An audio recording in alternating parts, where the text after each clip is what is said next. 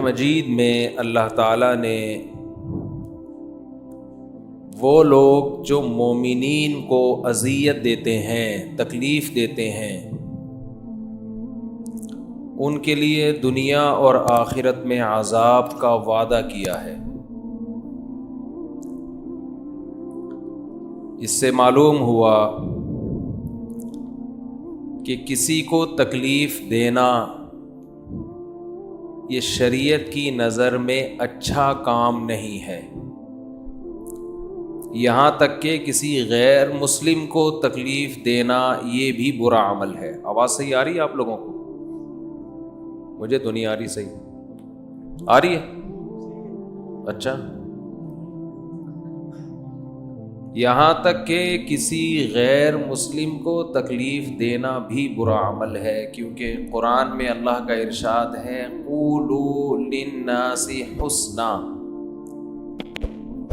لوگوں سے اچھے انداز میں بات کرو،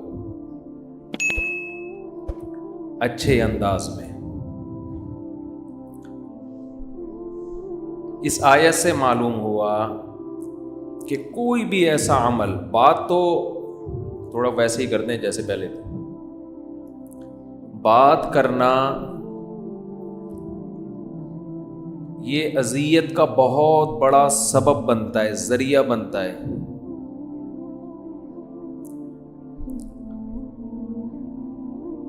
اس لیے اس کا تذکرہ کیا کہ سب سے زیادہ اذیت انسان کو کس سے ہوتی ہے؟ بات چیز سے۔ بات لوگ کرتے ہیں نا کہ ایسی بات کی کہ سامنے والے کا میٹر گھوم گیا۔ نبی صلی اللہ علیہ وسلم نے فرمایا کہ ایمان کے 70 سے زیادہ شعبے ہیں، جن میں سب سے کم درجے کا شعبہ یہ ہے کہ راستے میں تکلیف دہ چیز اگر پڑی ہوئی ہے تو اس کو ہٹا دیا جائے۔ سمجھ میں آ رہی ہے بات؟ راستے میں تکلیف دہ چیز اگر پڑی ہوئی ہے تو اس کو ہٹا دیا جائے، یعنی اگر کوئی اتنا بھی نہیں کرتا، آپ جا رہے ہیں راستے میں کوئی پتھر پڑا ہوا ہے، لوگوں کو گزرنے میں ٹینشن ہو رہی ہے، آپ ایسے گزر جاتے ہیں جیسے کچھ ہوا ہی نہیں ہے، تو اس کا مطلب ایمان کے آخری درجے پہ بھی بولو نہیں ہے۔ آپ جا رہے تھے، راستے میں کانٹا نظر آیا، آپ کو خطرہ ہے کہ کسی کے چبھ سکتا ہے، آپ نے وہ کانٹا ہٹایا نہیں، سائڈ سے گزر گئے، چلو مجھے نہ لگے، میں ذرا اس طرح یوں ٹرن مار کے نکل جاتا ہوں۔ تو حدیث کے مطابق آپ ایمان کے آخری درجے پہ بھی بولو نہیں۔ تو نبی صلی اللہ علیہ وسلم نے ایسی بہت ساری حدیثیں ہیں جس میں آتا ہے جو معاہدے کو پورا نہ کرے وہ مومن نہیں ہے۔ تو علماء نے بڑا زبردست جواب دیا اس کا۔ علماء کہتے ہیں دیکھو، جس آدمی کے پاس 10 روپے بھی ہیں وہ بھی مالدار ہے، مالدار کا مطلب مال ہے اس کے پاس، لیکن عرف میں اس کو مالدار کہا نہیں جاتا۔ عرف میں مالدار، دار کہتے ہیں رکھنے والا، فارسی کا لفظ ہے، مالدار اسے کہتے ہیں جس کے پاس معتد بھی مال ہو۔ معتد بھی کا مطلب یہ ہوتا ہے کہ ایک قابل ذکر مال ہو، اتنا ہو کہ جس کو مالدار کہا جا سکے، گاڑی ہو، اچھا گھر ہو، اچھے کپڑے ہوں، کھاتا اچھا ہو، مال جھلکتا ہو۔ معتد بھی ایک کوانٹٹی ہو، ایک خاص مقدار ہو، اس مقدار میں جب مال ہوگا تو پبلک کہے گی یہ بندہ کیا ہے؟ مالدار۔ اور اگر دھوتی بنیان میں، چڈی بنیان میں گھوم رہا ہے اور بھیک کے 10 روپے جیب میں ڈال کے گھوم رہا ہے تو وہ مالدار کہلانے کا مستحق ہے؟ حالانکہ مالدار وہ بھی ہے، کیونکہ مال بہرحال اس کے پاس ہے، ایک بنیان بھی ہے نا کسی کے پاس، تو وہ بھی مالدار ہے، لیکن اس قابل نہیں ہے کہ اس کو کیا کہا جائے؟ مالدار۔ تو جس آدمی کے دل میں ذرہ برابر بھی ایمان ہے، چاہے ایک نیکی بھی نہ کرتا ہو، ایماندار وہ بھی ہے، مگر ایماندار کہلانے کا مستحق نہیں ہے. ایماندار داری کا ایک لیول ہے, اس لیول پہ آپ پہنچیں گے تو اللہ رسول کی نظر میں آپ اس قابل ہوں گے کہ آپ کو مومن اور مسلم اور مسلمان کہا جا سکے. وہ لیول نبی صلی اللہ علیہ وسلم نے بیان کیا کہ جو راستے سے تکلیف دہ چیز نہ ہٹائے وہ اس قابل نہیں ہے کہ اس کو مومن, مسلم یا ایماندار کہا جا سکے. گو کہ حقیقت کے لحاظ سے ہے وہ, لیکن اس لائق نہیں ہے, کیونکہ عرف میں ایسے آدمی کو دولت مند نہیں کہا جا سکتا جس کے پاس صرف 10 روپے ہوں. سمجھ میں آیا کہ نہیں آیا؟ تو ٹھیک ہے, اصطلاح کے لحاظ سے, آئی ڈی کارڈ کے لحاظ سے, نکاح باقی ہونے میں, بالآخر ایک دن جہنم سے نکلنے میں وہ مومن کہلائے گا کیونکہ مانتا ہے اللہ اس کے رسول کو. لیکن ایمان کا درجہ اس کا اتنا کم ہے کہ اس قابل نہیں ہے کہ اسے معاشرہ کیا کہے, مسلم کہے. اس قابل نہیں ہے, اس کو خود بھی اپنے آپ کو مومن کہتے ہوئے شرم آنی چاہیے. تو میں جو بات عرض کر رہا تھا وہ یہ کر رہا تھا کہ راستے میں تکلیف دہ چیز کو جس شخص نے نہیں ہٹایا, نبی کی نظر میں وہ اس قابل نہیں ہے کہ اسے مسلم کہا جا سکے.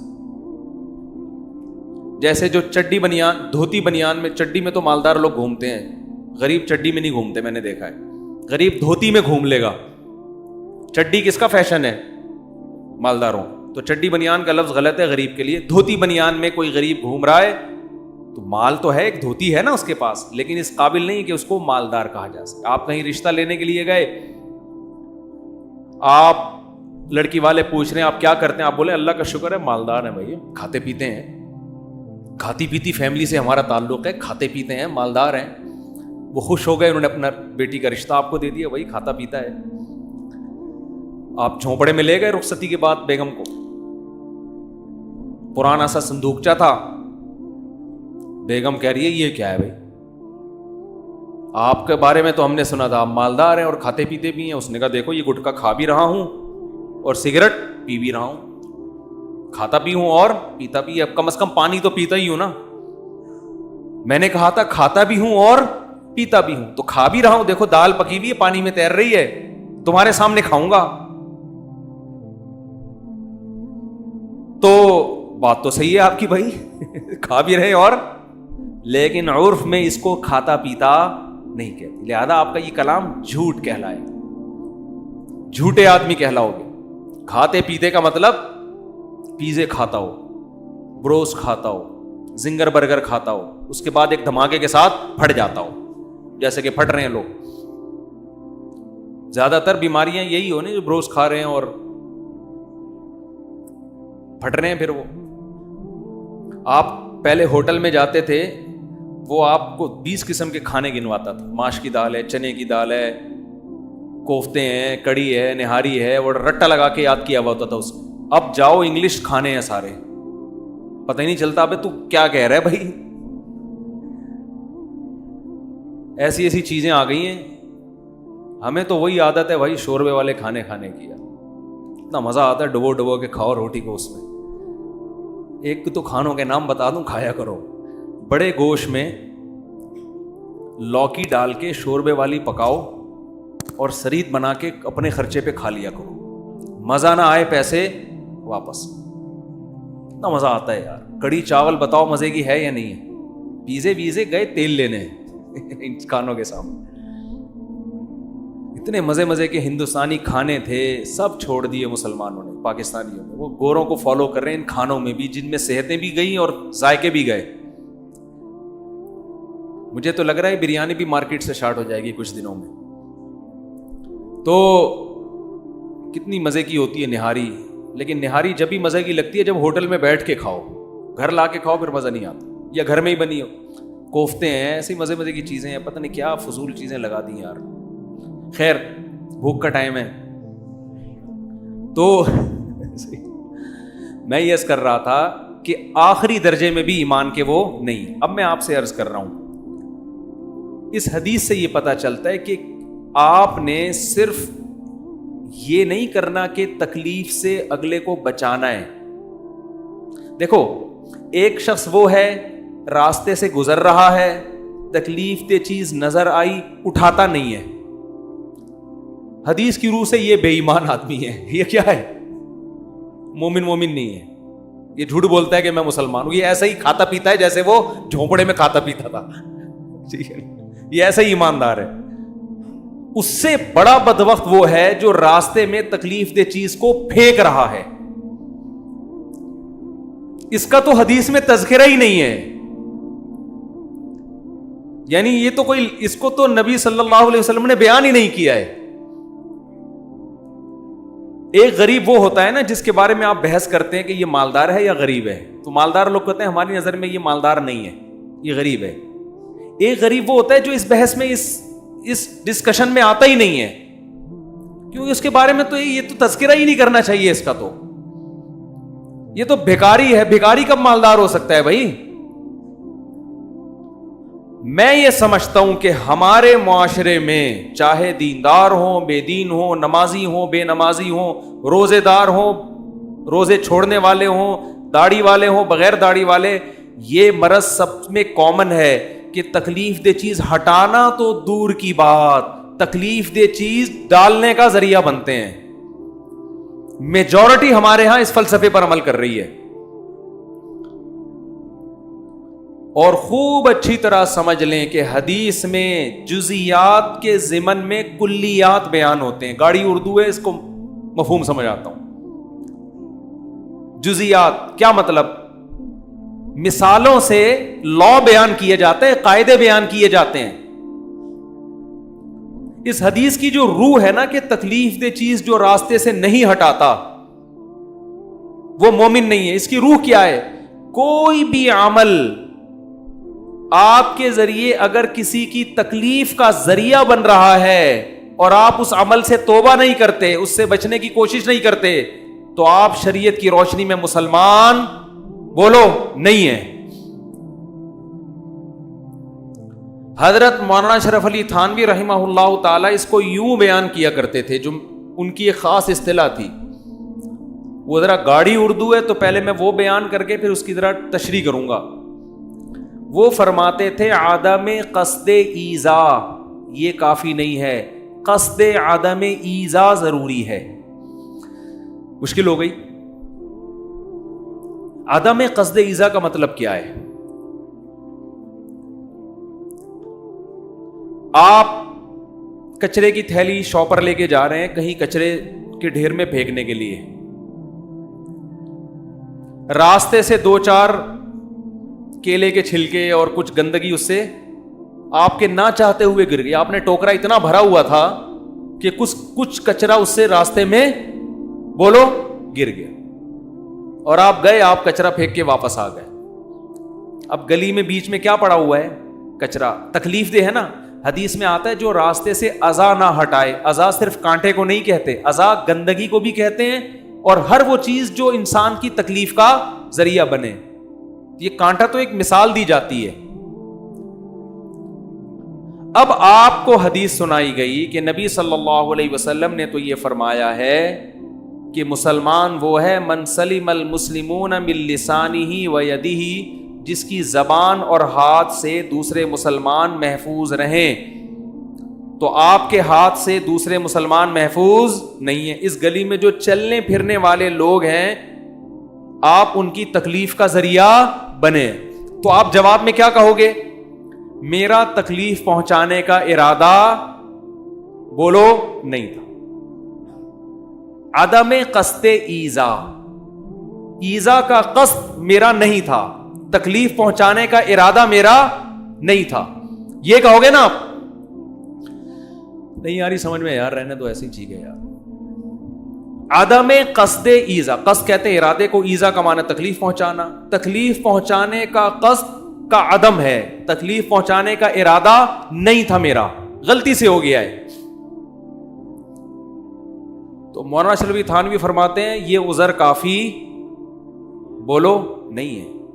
ایمان کے اس لیول میں داخل ہونے کے لیے کہ جس میں آپ ایماندار کہلائیں, یہ کافی نہیں ہے کہ آپ کہیں کہ میرا تکلیف پہنچانے کا ارادہ نہیں تھا. ہمیں پتہ ہے آپ کا ارادہ نہیں تھا. جب آپ کچرے کی بالٹی گھر سے لے کے نکلے تو اتنا کافی نہیں ہے کہ آپ کا تکلیف پہنچانے کا ارادہ نہیں ہے, بلکہ اتنا ضروری ہے کہ آپ پراپر ارادہ کریں کہ میں تکلیف نہیں پہنچاؤں گا, میں کوئی ایسا عمل نہ کروں کہ تکلیف ہو. تکلیف نہ پہنچانے کا پراپر ارادہ کرنا پڑے گا آپ کو. نہیں آئی بات سمجھ میں؟ تھوڑی ٹیکنیکل بات. تکلیف نہ پہنچانے کا پراپر ارادہ کرنا پڑے گا کہ اس پورے فاصلے میں مجھ سے کوئی ایسا عمل نہ ہو جس سے کسی کو تکلیف ہو. تو یہ عمل نہ کرنے کا ارادہ کرنا ہے. ایک ہے کہ ارادے کے بغیر کوئی عمل ہو جائے, ایک ہے عمل نہ کرنے کا پراپر ارادہ کرنا. جیسے کسی کام کا ارادہ کیا جاتا ہے نا, تو کام نہ ہونے کا بھی پراپر ارادہ کیا جاتا ہے. آپ بعض دفعہ کہتے ہیں کہ میرا ارادہ نہیں تھا, یہ کام خود بخود ہو گیا ہے. بھائی آپ کا ارادہ جیسے کام کا نہیں تھا, کام نہ کرنے کا بھی تو نہیں تھا نا ارادہ. آ رہی ہے بھائی؟ اب اس سے زیادہ میں نہیں اردو میں سمجھا سکتا, پشتو میں یہ فارسی میں ہو سکتا ہے. اب یہ آج بہت سارے لوگ مسٹیک کرتے ہیں, کہتے ہیں سوری, جان کر ہم نے نہیں کیا. آپ جب گھر سے نکلے ہیں تو پہلے سے ارادہ ہونا چاہیے کہ میں کوئی ایسا کام نہ کروں جس سے دوسرے کو تکلیف ہو. بہت دفعہ دیکھا ہے واش روم میں لوگ بیٹھتے ہیں, نل کا کھول دیا, دیکھا پانی نہیں آ رہا, اٹھ کے آ گئے, پتلی گلی سے نکل لیے. پھر ٹینکی میں پانی آیا, نل کا بہنا, ٹینکیوں کی ٹینکیاں کیا ہو رہی ہیں؟ خالی. گندگی الگ پڑی ہوئی ہے. پبلک ٹوائلٹ میں ایسا ہوتا ہے. آپ کیا میرا ارادہ نہیں ہے بھائی, میرا قصور بولو نا بھائی. آپ نے یہ ہم مانتے ہیں کہ آپ کا ارادہ تکلیف پہنچانے کا نہیں تھا, لیکن تکلیف نہ پہنچانے کا بھی آپ نے ارادہ نہیں کیا. آپ پر لازم تھا کہ آپ ایسا عمل کریں جس سے تکلیف نہ ہو, اس کا انتظام کریں. آپ گھروں میں تو بہت ہوتا ہے. ایک صاحب نے مجھے بتایا کہ ہم کہیں 6 مہینے کے لیے ٹریولنگ کے لیے جا رہے تھے, گھر لاک کر دیا, 6 مہینے بعد آئے ہیں تو بلی کا بچہ مرا ہوا اندر. 6 مہینے وہ بھوک اور پیاس سے تڑپ تڑپ کے بولو مر گیا. کیا انہوں نے بلی کے بچے کو مارنے کا ارادہ کیا تھا؟ اتنا کافی نہیں ہے. آپ پر لازم تھا کہ جب آپ گھر بند کر کے جا رہے تھے تو آپ پراپر ارادہ کرتے کہ میں کوئی ایسا عمل نہ کروں جس سے کسی مخلوق کو تکلیف ہو. تمام ان اعمال کا جائزہ لیتے آپ, یار یہ بھی ہو سکتا ہے, یہ بھی ہو سکتا ہے, یہ بھی ہو سکتا ہے, یہ بھی ہو سکتا ہے. ہو سکتا ہے کوئی بلی کا بچہ کہیں بستر کے اندر چھپا ہوا ہو سکتا ہے کوئی نل کا کھلا ہوا ہو. ایک صاحب, یہ سچی مچی کے واقعات سنا رہا ہوں میں, یہ جھوٹی ہوائی باتیں نہیں کر رہا, یہ پڑھے لکھے لوگوں کے ہیں, سمجھتے ہیں, یہ ان پڑھ لوگوں کے واقعات نہیں بتا رہا. بلی کے بچے کو بھوکا مارنے پر حدیث میں آتا ہے نا, اللہ نے ایک عورت کی نیکیاں برباد کی ہیں, کہ ساری زندگی کے اعمال کو اللہ نے برباد کر کے جہنم میں ڈالا اس کو. یہ کوئی ہلکا جرم ہے؟ ایک جانور کو آپ بھوکا پیاسا تڑپا تڑپا کے, بہت اذیت والی موت ہے یہ. لیکن آپ بڑے آرام سے کہہ سکتے ہیں بھائی میرا ارادہ بولو نہیں تھا, غلطی سی ہو گیا. ایک اور صاحب کا واقعہ سنیں آپ, سچی مچی کا, پرانا واقعہ ہو گیا اس لیے ان کو نہیں پتا چلے گا میرا بیان ہو رہا ہے, کیونکہ ہم ایسی غلطیاں کر کے ویسے بھی بھول جاتے ہیں. ہمیں صرف وہ پیسے یاد رہتے ہیں جو ہم نے کسی کو دیے ہوئے ہیں کہ وہ واپس لینے ہیں, جو دینے ہیں وہ بھی نہیں یاد رہتے اکثر. محترم 6 مہینے کے لیے کہیں ٹریولنگ کے لیے گئے ہیں, جب نل کا کھولا نا گھر میں تو پانی نہیں آ رہا تھا, ٹینکی میں پانی ختم ہو گیا ہوگا. اکثر بچے گھر میں ایسا ہی کرتے ہیں, نل کا کھولتے ہیں پانی نہیں آ رہا, کھلا چھوڑ کے, بچے کیا بڑے بھی یہی کر رہے ہوتے ہیں. جب پانی آتا ہے تو پہلے آدھی ٹینکی ضائع ہوتا ہے, وہ یہ نہیں دیکھتے کہ کسی بھی ٹائم پہ آئے گا تو میں بند تو کر دوں اس کو. سفر پہ گئے ہیں, 6 مہینے بعد آئے تو پانی کا بیڑا غرق ہوا تھا. پورے اپارٹمنٹ فلیٹ کا جو ہے نا پریشان تھا کہ پانی کھا کون رہا ہے. ایک تو پینا ہوتا ہے نا, کھانا ہوتا ہے, کہاں جا رہا ہے یہ پانی, کسی کی سمجھ میں نہیں آ رہا. پتہ یہ چلا کہ یہ محترم لمبے سفر پہ گئے تھے تو فلیٹ میں انہوں نے اپنے گھر کا نل کا کھلا چھوڑ دیا. کتنی سخت اذیت نا سب کو. لیکن مسلمان ہوگا تو یہ کام لازمی کرے گا, کیونکہ مسلمان کا مذہب محرم کے جلوس ہیں, ربیع الاول میں جلوس ہیں, سفر کو منحوس سمجھنا, پوری رات لاؤڈ اسپیکر میں بھونپو لے کے لوگوں کے کان خراب کرنا, سمجھ رہے ہیں نا, ہر تھوڑے دن کے بعد دھرنے کے نام پہ کنٹینر لا کے روڈ بلاک کر دینا. اٹ از کالڈ اسلام. یہ کیا کہلاتا ہے؟ بولتے کیوں نہیں؟ یہ اسلام ہے. یہیں سے شروع ہوگا, پھر کسی کو پکڑ کے پیل دینا کہ اس نے نبی صلی اللہ علیہ وسلم کی معاذ اللہ نقل کفر توہین کی ہے, چاہے وہ بیچارہ 100 دفعہ وضاحتیں بیان کر رہا ہو کہ نہ میرا ارادہ تھا, نہ کوئی ایسے الفاظ ہیں, سیاق و سباق دیکھو. مانتا ہوں غلطیاں بھی ہوتی ہیں, غلطیاں بھی انسانوں سے ہی ہوتی ہیں, لیکن اپنا قبلہ تو درست کرے نا انسان. اپنی طرف سے پوری کوشش کرے, پھر بھی ہو جاتی ہے, زبانیں بھی پھسلتی ہیں انسان کی, حادثے میں لوگ بھی مرتے ہیں. آپ اپنی طرف سے, آپ رانگ سائڈ پہ آتے ہوئے بندہ پیل دیا آپ نے, اور آپ کہہ رہے ہو کہ میرا ارادہ بندہ مارنے کا نہیں تھا. بندہ مارنے کا جس کا ارادہ ہوتا ہے, ہمیں پتہ ہی نہیں تھا آپ کا ارادہ. آپ نے غلط ڈرائیونگ کر کے, خلاف قانون ڈرائیونگ کر کے موقع تو فراہم کر دیا نا. دیکھو اسلام میں جو شراب پی کے طلاق دیتا ہے, اسلام میں جو شراب پی کے بندے کو قتل کر دے, یورپ میں قابل معافی ہے, لندن میں قابل معافی ہے, امریکہ میں قابل معافی, تھوڑا بہت جرمانہ ہوگا کہ بھائی پی ہوئی تھی. اسلام میں قابل معافی بولو نہیں. اسلام کہتا ہے گردن اڑے گی اس کی. اب شرابی کا جب نشہ اترا, وہ کہہ سکتا ہے اللہ کی قسم میرا ارادہ نہیں تھا, میں تو اس کو اپنا چاچو سمجھ رہا تھا, یہ تو ماموں نکلا. وہ ایک فائر بریگیڈ کے عملے میں نا 1-2 شرابی بھی تھے, وہ سب سے زیادہ بندے انہوں نے بچائے آگ میں جلنے سے. 20-25 بندوں کو نکال کے لے آئے, اور بڑے خوش ہو رہے ہیں, شاباش دو یار, ہم نے دیکھو پینے کا یہ اثر ہوتا ہے, اتنی بہادری کہ آگ میں سے بندے نکال کے لے آئے.